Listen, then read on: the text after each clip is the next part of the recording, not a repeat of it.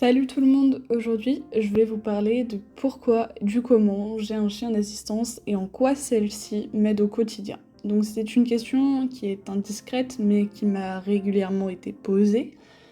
Alors je me suis dit qu'une petite sensibilisation à mes handicaps pouvait être intéressante. En description de chaque vidéo, j'énumère un certain nombre de troubles que beaucoup ne peuvent pas connaître. Alors principalement, je suis autiste, bipolaire et j'ai un TDAH. Je suis également atteinte de la maladie du Bouvray, donc c'est au niveau du cœur. Romy m'aide à supporter les crises du quotidien et à me rendre une autonomie que je n'ai pas. Elle arrive à prévenir, aider et répondre à un certain nombre de demandes. Et je vais vous expliquer tout ça. Donc pour commencer, la bipolarité c'est quoi? D'après la définition sur le web, c'est une maladie psychique chronique responsable de dérèglements de l'humeur avec le plus souvent une alternance d'état, d'exaltation et de dépression favorisée par des facteurs biologiques et génétiques. Cette maladie apparaît le plus souvent chez le jeune adulte. En clair, et je vais parler pour moi, je peux très bien tomber dans la manie, donc une phase si haute que ça en devient presque dangereux, les dépenses excessives, les projets sur un coup de tête et j'en passe. Tout comme tomber dans une dépression sévère avec risque de comportement venant à me détruire, voire plus. En bref, c'est pas cool. Et cela peut durer plusieurs semaines, voire plusieurs mois. Romy m'aide en ce sens à éviter les grattages à sang que je m'inflige en crise. Elle me stimule quand ça ne va pas. Et prendre soin d'elle me force à me sortir du lit pour faire quelque chose malgré l'énergie que ça en découle. Elle me permet de me recentrer sur moi-même et me fixer dans l'instant présent. En clair, elle me fait redescendre sur Terre en phase up et me remonte en phase down. Alors, l'autisme. L'autisme, c'est un spectre si large à tel point que chaque personne autiste est différente. Certains peuvent avoir du retard intellectuel, d'autres non. C'est pourquoi je ne citerai aucune définition car c'est propre à chaque personne. Personnellement, c'est l'insertion sociale qui est compliquée. Regarder dans les yeux, supporter la lumière du jour, supporter le bruit de fond ou environnant. Par exemple, au restaurant, je vais entendre toutes les conversations en même temps et je ne réussirai pas à trier les informations, ce qui me vide d'une énergie exponentielle pouvant déclencher une crise. Je peux bien me balancer lorsque je suis en crise, ne pas pouvoir marcher, aveuglé par la lumière, en clair je surcharge, et Romy entre en jeu en m'apportant mon casque anti-bruit, mes lunettes de soleil, ou encore pour me calmer avec de la pressothérapie.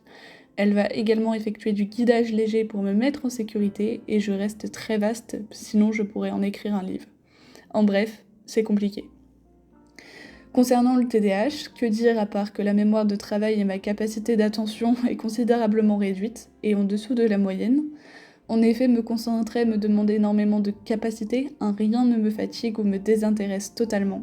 Je perds tout et j'oublie tout, parfois même la phrase que je venais de dire juste avant.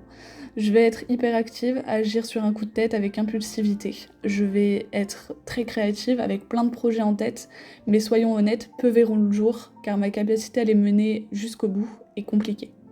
En bref, le TDAH est un trouble du neurodéveloppement, et Romy peut m'aider à vérifier que je n'oublie rien, par exemple.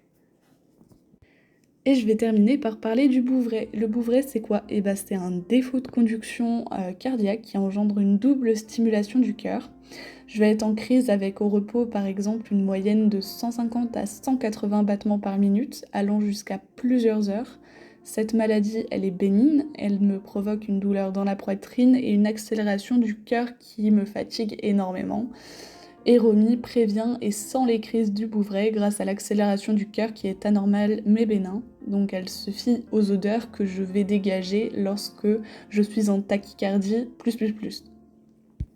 Je fais aussi régulièrement des malaises dus à mes chutes d'hypotension orthostatique. En clair, quand je me lève ou que je m'assois, mon cerveau peut se déconnecter. Alors rien de bien méchant, c'est à chaque intervalle d'état, couché, debout, assis, couché, assis, debout. En clair, quand je change de position.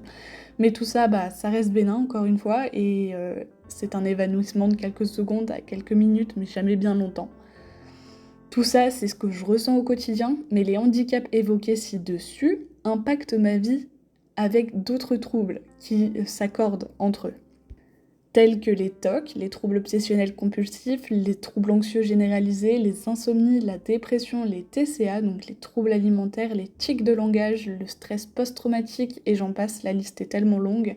Mon chien m'aide à me rassurer quand rien ne va, à me transmettre une présence rassurante dans les magasins, dans les lieux publics, car en clair, j'ai la phobie du monde dû à un événement traumatisant. Mon chien me permet d'avoir une sécurité médicale et une autonomie.